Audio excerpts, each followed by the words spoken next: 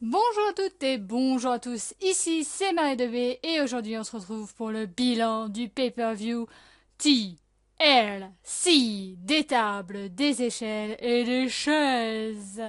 On parlera de ce qui s'est passé à TLC, on parlera de ce qui s'est passé à Raw et on parlera, eh oui, de SmackDown. J'ai réussi à voir SmackDown. On fera tout ça dans ce bilan. On commence par le pré-show. Le pré-show qu'on n'avait pas vu venir, moi personnellement, je m'étendais pas à ce pré-show. Je vous avais dit quelques matchs qui étaient possibles d'avoir, en fin de compte, il n'y a rien eu de ce côté-là.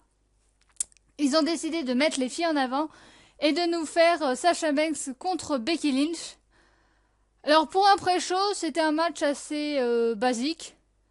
Intervention de l'équipe bas sans surprise, victoire de Sasha Banks du coup sans surprise. Bref, ce pré-show était sans surprise, mais j'étais quand même surprise, pour le coup, de voir ce match parce que je ne m'y attendais même pas du tout, même pas un tout petit peu. Parce que, évidemment, on avait parlé d'un possible match entre les filles pour le mois dernier, mais entre-temps, il s'est passé des choses, il n'y a pas eu de rivalité autour, il n'y a pas eu de storyline. Donc là, c'était un petit peu un match qu'on n'avait pas vu venir, un cheveu sur la soupe. Et finalement, bah, c'était plutôt pas mal. Bon, c'était pas non plus extraordinaire, mais pour un pré-show, je vais dire que ça allait. On a vu pire. Donc je vais donner un 5-6 sur 10. Parce que l'intervention de l'équipe Bad était trop prévisible. Victoire de Sasha Banks, écoutez, pourquoi pas, parce qu'il se murmure que la prochaine challengeuse, ce serait ou Becky Lynch ou Sasha Banks. Pourquoi pas les deux? Pour une fois, on aurait un triple threat match, ça nous changerait. Mais c'était quand même un pré-show de qualité. On commence par le premier match de la soirée, donc c'était un match pour le titre tag team, un ladder match, un triple threat ladder match avec les Lucha Dragons, les New Day et les Usos. Autant vous dire que ce match, j'ai adoré. J'ai même surkiffé. Non mais c'était le meilleur match de la soirée pour moi et de loin. Mais ça a démarré sur les chapeaux de roue et Kalisto, mais oh mon dieu, ce mec m'a vendu du rêve parce que les prises qu'il a fait, d'ailleurs le spotlight a été dirigé vers lui, il s'est pas loupé. Et là, ça prouve qu'il y a une différence flagrante entre Sin Cara et Kalisto. Sin Cara était bien en dessous, malheureusement. Mais Kalisto faisait en sorte que ça remontait. Les Usos, super. Les New Day, géantissimes. Le fait que Xavier Hood n'intervienne pas durant tout le match, moi personnellement, j'ai préféré parce que déjà qu'il y avait beaucoup d'équipes et qu'il fallait suivre les différents événements. C'était quand même mieux qu'il n'intervienne pas. Après, à la fin, c'était un petit peu trop prévisible puisqu'il est intervenu finalement en balançant son trombone. Et victoire des New Day, conservation des titres des New Day. Autant vous dire que c'est parce ils font du merchandising. Leur espèce de licorne sur la tête, là, ça s'est vendu comme des petits pains. Et donc, c'est pour ça qu'ils sont restés champions. Pour évidemment le côté business et tout ça. Mais en tout cas, j'ai adoré le match. Le lendemain, à Raw, ils étaient là pour mettre en avant les deux autres équipes, que j'ai trouvé ça assez bizarre de leur part. Finalement, c'est parti en cacahuète. Et à SmackDown, les Lucha Dragons ont battu les New Day. Donc ça suggère une continuité de rivalité. Et j'ai envie de dire heureusement parce que, comme ils ont dit très justement les New Day, ils ont pulvérisé la division tag team qui en avait bien besoin. Moi, pour ma part, vous savez ce que j'en pense de cette division. Je trouvais qu'elle était terne, je trouvais qu'elle était fade, je trouvais qu'il s'y passait rien du tout, qui a eu quand même, que c'était le désert, quoi. C'était pour ça que juste espérer qu'il y ait eu l'intervention de l'Undertaker et de Kane, et en fait pas du tout, pas d'intervention durant ce pay-per-view, pour donner un petit coup de fouet à cette division par équipe qui en avait bien besoin. Et ce match-là, c'était le match qu'il fallait pour redonner un coup de peps à cette division par équipe. J'espère qu'ils vont continuer sur cette lancée. J'espère que du coup ça va redynamiser le tout. Mais pour ce match-là, oui, un bon opener. J'ai adoré, j'ai surkiffé.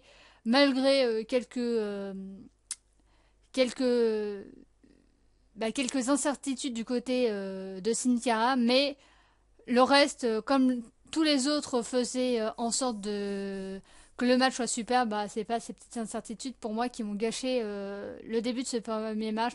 Franchement, j'ai adoré, j'ai surkiffé, un bon 8 ou 9 sur 10 malgré la conversation des titres des New Day. Et finalement, les New Day, je commence à m'y faire. Donc, vous voyez, tout n'est pas désespéré.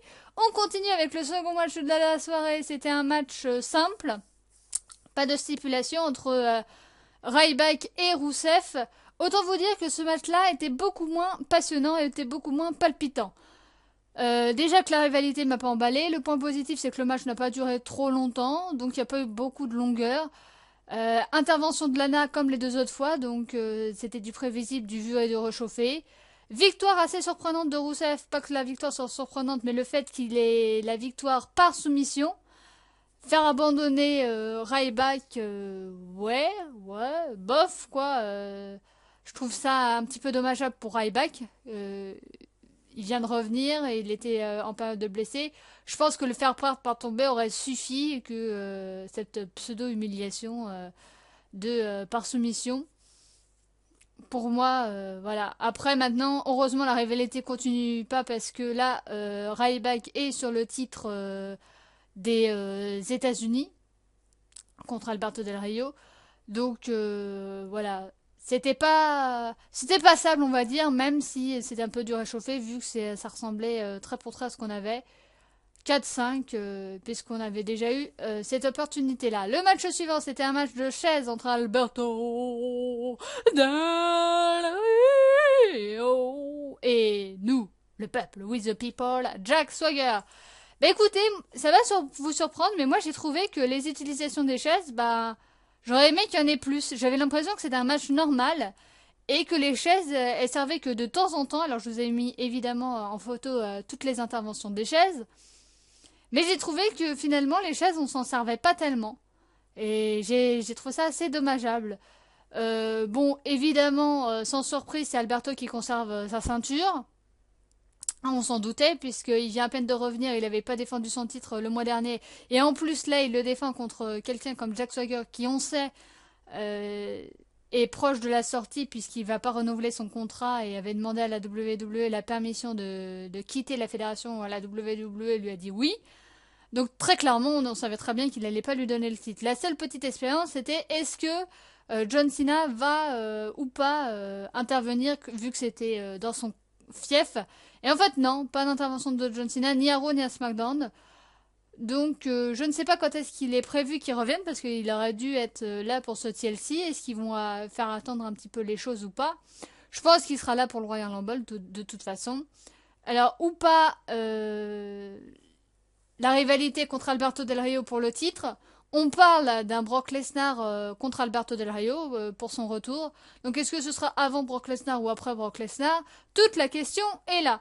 En tout cas, si au Royal Rumble, Alberto Del Rio affrontait Brock Lesnar avec pas de ceinture en jeu, ça ferait quand même un petit peu trop. Parce que déjà qu'il n'a pas affronté, qu'il n'a pas remis en jeu sa ceinture le mois dernier et que là il l'a remis un petit peu en jeu un peu dans le vent, c'est rien contre Jack Swagger, mais on sait très bien que quelqu'un comme lui en fin de contrat ne va pas remettre en jeu sa ceinture, et après qu'il affronte quelqu'un contre Brock Lesnar avec sans remise en jeu de ceinture, voilà, ça quand même ça commence à bien faire des gens qui remettent pas en jeu leur ceinture.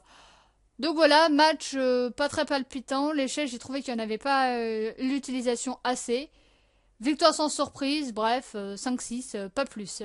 On continue avec le match, le second match meilleur de cette soirée, le Tables Elimination Match. Donc la Wyatt Family d'un côté, les Hardcore de l'autre, donc les Dudley, Tommy Dreamer et Rhino contre Bray Wyatt, Luke Harper, Eric Rowan et Braun Strowman. Donc autant vous dire que le match, j'ai adoré. J'ai surkiffé ce match et la revanche qui a eu lieu à Raw, pareil, c'était géantissime. Même la revanche qu'il y a eu à Raw, c'était mieux que ce pay-per-view-là en termes d'intensité. Première élimination, Eric Rowan. Le reste, aucun des membres de la Wyatt Family s'est fait éliminer.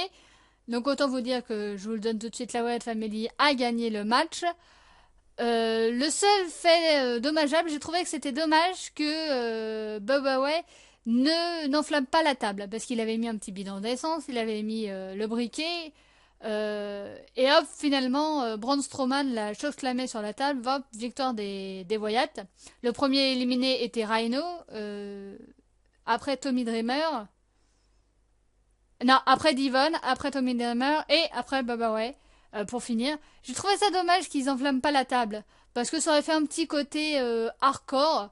J'ai compris que le lendemain, comme ils avaient fait un Extreme Rules match entre Team Wyatt et Team ECW Hardcore, j'ai compris pourquoi ils n'avaient pas enflammé la table, mais j'ai trouvé que ça gâchait un petit peu la fin. Le match de Raw, c'est encore les Wyatt qui ont gagné, donc ça fait 2 victoires aux Wyatt contre les ECW Hardcore. Voilà, ça me dérange un peu plus parce que depuis qu'ils sont revenus, les Dudley, ils perdent tout. Ils ont perdu leur opportunité pour le titre. Là, ils perdent 2 matchs alors que c'est leur spécialité normalement. Le match des tables, Get the Table, c'est quand même leur slogan. Le match hardcore avec les chants ECW avec Tommy Dreamer qui est spécialisé dans ce terme-là et Rhino qui vient tout droit d'NXT qui était du côté bourrin de la chose, qui perdent ces 2 matchs-là, voilà, je trouve ça un petit peu dommage. Même si ça m'a pas gâché le plaisir, j'ai trouvé que les 2 matchs étaient super. La rivalité continue, puisqu'à SmackDown on a une petite promo et donc la rivalité va continuer. On espère juste voilà, qu'il y ait 2-1 pour que la rivalité continue et que ce ne soit pas non plus les Wyatt qui écrasent cette rivalité. Très bon match, un bon set, j'ai adoré. Le match suivant, c'était le match pour le titre intercontinental entre Kevin Owens et Dean Ambrose sans stipulation. Match sans grand intérêt malheureusement, alors que le titre intercontinental était remis en jeu. Mais il n'y avait pas de stipulation, c'est le seul match avec le match de Diva où il n'y avait pas de stipulation. Et en plus, victoire de Dean Ambrose, changement de ceinture. Je vous l'avais dit, Kevin Owens, on ne sait pas trop quoi faire de lui. Les bookers lui ont donné le titre et malheureusement, il n'y a pas eu de grande storyline, de grande rivalité autour de ce titre-là. Du coup, il passe le titre à Dean Ambrose qui n'avait pas eu de titre solo depuis qu'il avait eu le titre des États-Unis quand il était dans le Shield. Donc ça commençait à dater. Mais la rivalité continue, ça c'est la bonne nouvelle, parce que à Raw, on a eu un match entre Dolph Ziggler et Dean Ambrose. Victoire par disqualification de Dolph Ziggler vu que Kevin Owens est intervenu. Et à SmackDown, on a eu Dolph Ziggler contre Kevin Owens. Victoire par disqualification de Dolph Ziggler vu que Dean Ambrose est intervenu. Je pense très clairement qu'il va y avoir un triple threat match au Royal Rumble entre Kevin Owens, Dean Ambrose et Dolph Ziggler pour ce titre intercontinental. J'espère qu'il y aura une petite stipulation. Ça m'étonnerait parce que le Royal Rumble, ce n'est pas sujet aux stipulations. Voilà, j'ai trouvé ça un petit peu... On aurait dit un match weekly au lieu d'un match pay-per-view, il manquait juste un petit truc. Donc 4-5, mais le match était pas mal quand même. Je me suis pas ennuyée dessus non plus. Le match suivant, c'est le match pour le titre des divas entre Charlotte avec dans son coin évidemment son père Ric Flair et l'anglaise Paige. Aussi surprenant que ce soit, j'ai préféré ce match-là alors qu'il n'y avait rien de neuf à l'horizon. C'était exactement la même chose. Le plus, c'est que Paige a fait les techniques de Ric Flair avec la prise en 4. Ric Flair, évidemment, qui est intervenu, hein, ça se voyait gros comme une maison. Grâce à ça, sa fille conserve son titre. Évidemment, c'était prévisible à 1000 à l'heure. Voilà, c'est ce côté-là qui me gêne, parce que Charlotte, en tant que championne et fille de Ric Flair, je trouve que ça ne marche pas, mais alors pas du tout. La fille, elle a perdu toute personnalité et elle est réduite à être une fille d'eux, et en fait à exister qu'auprès de son père. Je trouve ça totalement dommageable, et le match, c'était Paige qui donnait tout le match. C'était elle qui faisait tout le match. Et il y aurait eu changement de titre et Paige championne, ça m'aurait même pas choqué. Et je trouvais que Paige, elle assurait un max. Et il faudrait peut-être qu'ils s'en rendent compte et qu'ils arrêtent. En plus, Charlotte Hill, non mais laisse tomber. Et j'espère qu'ils vont redonner une chance à Paige. Pour l'instant, la rivalité, comme je vous ai dit, ça se porte un petit peu sur Becky Lynch. Alors pourquoi pas un triple threat, voire un fatal four-way avec l'arrivée de Sasha Banks. Ça nous changerait parce qu'en plus, cette rivalité Charlotte-Paige, c'est toujours la même chose, quoi. C'est toujours Charlotte Page, Charlotte Page, Charlotte Page. À un moment donné, il faudrait bien se rendre compte qu'il y a d'autres divas. Et je ne vais pas revenir sur cette révolution des divas, mais pour l'instant, je ne la vois pas. Donc, un 3, mais pour la performance de Charlotte. Et on finit avec le main event pour le titre WWE poids lourd Sheamus contre Roman Reigns dans un TLC match. Autant vous dire que le match, je ne m'en souviens, mais alors absolument pas. Tout ce que je me souviens, c'est Roman Reigns en train de décrocher la ceinture. Évidemment, ça aussi, ça se voyait gros comme une maison, l'intervention dans la League of Nations. Et Sheamus qui remporte le titre, sans surprise, je vous avais dit. Alors, moi, sur le coup, je me suis dit, pourquoi Dean Ambrose et les Usos n'interviennent pas? Je trouvais ça assez dommageable qu'ils n'interviennent pas, même s'ils s'étaient mis par défaut par la League of Nations, ça aurait fait un petit plus pour essayer de tenter d'aider Roman Reigns, mais finalement, c'était pour mettre l'accent sur Roman Reigns, je vous parlerai ça lors de Raw. Donc, évidemment, célébration de Sheamus en tant que champion, et là, Roman Reigns, il pète un câble, et à ce moment-là, je l'ai compris. J'ai compris Roman Reigns, je comprenais sa frustration, je comprenais sa haine, je comprenais le fait que non mais c'est pas possible quoi. Autant d'opportunités pour le titre et à chaque fois il y a eu quelqu'un. C'était Bray Wyatt, c'était Seth Rollins avec sa mallette plus tôt, c'était Bray Wyatt après. Après ça a été Sheamus avec le cache de la mallette. Là c'est la League of Nations. Mais j'ai la guigne quoi. Et là je comprenais, il a pété un câble, voilà. Et j'ai adoré. Mais j'étais là, je me suis dit, mais je comprends. Et donc, évidemment, on spire sur les trois. Évidemment, là, les chaises, mais là, on voyait toute la hargne de Roman Reigns. Coup de chaise sur Sheamus, coup de chaise sur Alberto Del Rio, coup de chaise sur Rusev. Alors, pourquoi il n'y avait pas King Barrett? Tout simplement parce que King Barrett est blessé à l'épaule. Après, il faudra me dire pourquoi il était là à SmackDown, même s'il n'a pas fait grand-chose. Je ne sais pas. Donc, coup de chaise sur les trois. Et alors là, il s'en prend évidemment plus à Sheamus. Évidemment, l'autorité qui arrive, Triple H, Stephanie McMahon et quelques arbitres pour essayer, tenter de calmer Roman Reigns, la bête incarnée. Là, on pourrait vraiment utiliser ce terme-là. Évidemment, là, Roman Reigns il fait OK, c'est bon, je me calme. Jusqu'à ce qu'il voit Triple H s'occuper plus de Roman Reigns, de Sheamus plutôt que de lui, et lui tourner le dos, ce qu'il fallait absolument pas faire. Et alors là, il s'en prend à Triple H. Et boum, un Superman Punch, boum, un powerbomb sur la table, et boum, un spear. Bref, il le détruit complètement. Évidemment, ça a des répercussions le lendemain. Stephanie McMahon qui le claque à plusieurs reprises. Très bonne claque de Stephanie McMahon d'ailleurs en passant. Et elle dit, je ne peux pas te virer, mais quelqu'un le peut. Bam, Vincent Kennedy McMahon est dans l'arène. Et alors là, Vincent Kennedy McMahon lui dit... Entre-temps, Roman Reigns lui avait dit que toute sa famille était en disgrâce, que c'était une disgrâce. Il a dit que son père c'était un vieux monsieur, qu'il n'avait pas carrément pas de boules, hein, pour rester correct. Résultat, Vincent Kennedy McMahon arrive sur le ring, il lui demande de s'excuser, sinon il est viré. Évidemment, Roman Reigns il dit non, non, moi je m'excuse pas. Et là, t'as Sheamus qui intervient et qui dit non, non, ne vous salissez pas les mains, donnez-moi l'opportunité d'affronter Roman Reigns. Et de toute façon, je peux même mettre le titre en jeu, le mec est un peu trop surfait, puisque je sais très bien qu'il va le perdre. Hop, Vincent Kennedy McMahon qui dit ok, mais si Roman Reigns perdait, eh bien, il était viré de la WWE. You're fired. Voilà.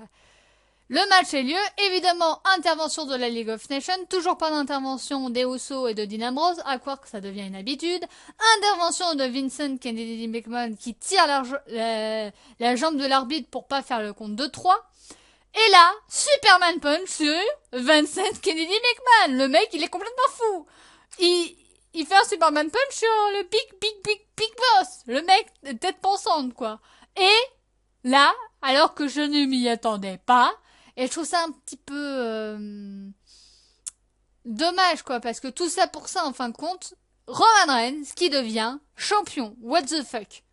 J'ai rien contre Roman Reigns. Je suis content, moi, qu'il est champion, parce que je trouve que quand même, le mec, il en a carrément bavé. Il aurait dû être champion depuis WrestleMania de l'année dernière.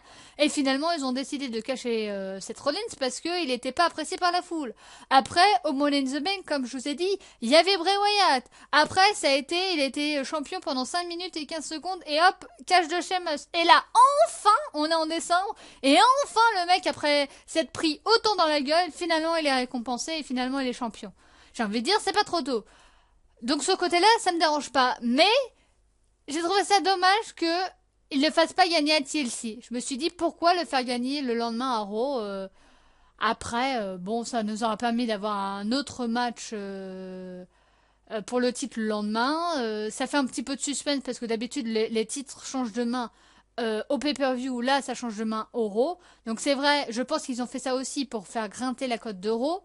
Parce que la cote était en descendance, il y avait moins de public qui regardait, il y avait moins de gens qui regardaient. Et alors là, le fait de venir Vincent Kennedy McMahon, le fait qu'on ait un nouveau champion WWE poids lourd, évidemment, ça ramène des gens, hein, faut pas se le cacher.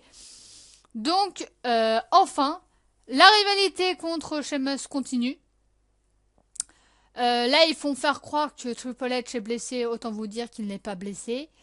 Et donc, ça a lancé clairement la rivalité Triple H Roman Reigns. Je pense qu'on aura ça à WrestleMania, cet affrontement-là. Je me demande même si au Royal Rumble, le mec Triple H ne va pas être dans le Royal Rumble match pour pour être sûr d'être dans le main event. Mais en même temps, je pense pas parce que c'est le Big Boss. Mais ce serait marrant qu'on voit numéro genre 30 Triple H. Voilà, ce serait un petit truc marrant, mais je pense très clairement que WrestleMania cette année, on aura Triple H contre Roman Reigns. Je pense que Roman Reigns sera champion jusqu'à WrestleMania. Autant vous dire que ça m'étonnerait que Triple H soit champion à WrestleMania. Il n'en a pas besoin de ces titres, mais c'est une rivalité qu'on attendait. On le savait très bien qu'il allait avoir cette rivalité-là. Comme je vous ai dit, c'était une rivalité qui était dans les tuyaux depuis longtemps. Au début, ça aurait dû être une rivalité faite pour Seth Rollins. C'est comme évidemment Seth Rollins s'est blessé. Et bam, rivalité va à Roman Reigns. Ça va lui donner le petit truc en plus. Et le fait de battre un mec comme Triple H avec sa carrière, quoi. C'est pas n'importe qui, c'est quand même Triple H. Le fait de battre un mec comme ça va lui donner de la crédibilité et je pense quand même qu'il en a un peu besoin parce que les gens l'appréciaient pas trop. Et finalement, le fait d'être le faire valoir de malgré tout ce que vous m'avez mis dans la gueule, je suis champion et I can, I will. Voilà, je pense que c'était très bien mené. Après, voilà, je pense qu'ils auraient pu le mettre champion avant. Ils ont peut-être fait un petit peu n'importe quoi sur ce sujet-là. Voilà, c'était tout pour ce bilan de TLC. La prochaine fois qu'on verra côté catch, ce sera pour le bilan de fin d'année. Le 31 au soir à 23h59, on passera la nouvelle année ensemble, même minuit. Hein. Je mettrai la vidéo à 23h59 pour passer la nouvelle année en votre compagnie. Donc on parlera de tous les différents champions qu'on a eus. Champion des États-Unis, champion intercontinental, championne des divas, champion par équipe, champion WWE poids lourd. Les nouveaux arrivants qui sont venus du roster de NXT et qui sont maintenant dans le roster principal. Les gens qui sont partis. On parlera des différents pay-per-view qu'on a eu au long de l'année et on parlera des shows, de Raw, de SmackDown, de Main Event, de Superstar. Pas NXT parce que je ne regarde pas. On parlera un peu de la ROH parce que je me suis mise à regarder la ROH. On parlera des partants, de ceux qui sont partis de la fédération. Je vous dirai si la rivalité autour des différents titres m'a plu et si les différents champions et challengers, est-ce qu'on s'en souvient ou est-ce qu'on s'en souvient pas du tout. Eh bien, on parlera de tout ça. Donc ça, c'est côté catch. Vous aurez là pour cette fin d'année, n'oubliez pas le let's play sur Evoland qui continue. Et début d'année, le 2 ou 3 janvier 2016, eh bien je vous ferai une vidéo face commentary où déjà je vous souhaiterai une bonne année et je vous parlerai de tout ce qui vous attend en 2016 sur ma chaîne. Côté catch, côté jeux vidéo et côté autre si jamais. Voilà, c'était tout pour moi. N'hésitez pas à dire en commentaire vous ce que vous avez pensé de ce pay-per-view là. J'ai pas dit la note mais évidemment je mets 9 hein, évidemment c'était géant. Le pay-per-view global malgré 2-3 matchs qui étaient pas très intéressants, j'ai bien aimé, j'ai trouvé que par rapport au pay-per-view précédent, ils étaient carrément désolé de l'expression mais c'était carrément sorti le doigt du cul. Hein, désolé, je suis un petit peu vulgaire, mais j'ai trouvé ça géant comme dernier pay-per-view de l'année Et ça va bien lancer le Royal Rumble. Royal Rumble, c'est le 24 janvier. Évidemment, vous aurez les pronostics. Hein, ça, vous n'y couperez pas. Et voilà, c'était tout. N'hésitez pas, comme je vous ai dit en commentaire, je reviens sur ma phrase, à vous dire votre avis, ce que vous avez pensé des différents matchs, quel match vous avez le plus apprécié, quel match vous avez le moins apprécié et pourquoi. Et est-ce que vous pensez que le fait des différents champions, Roman Reigns, Dean Ambrose, Charlotte, les New Day, et voilà, le retour de Cena, est-ce que ce sera cette année ou est-ce qu'on l'aura l'année prochaine? Les Slammy Awards, est-ce que vous allez regarder? C'est la semaine prochaine à Raw, les Slammy Awards. Voilà, quel est votre superstar préféré? Je vous rappelle que vous pouvez voter cette année pour les Slammies, donc si vous voulez voter, allez-y, c'est sur le site anglophone, je crois, de la www.com. Voilà, c'était tout pour moi. Je vous souhaite une bonne journée, une bonne après-midi ou une bonne soirée. Et nous on se dit à une autre fois. Allez, salut, salut!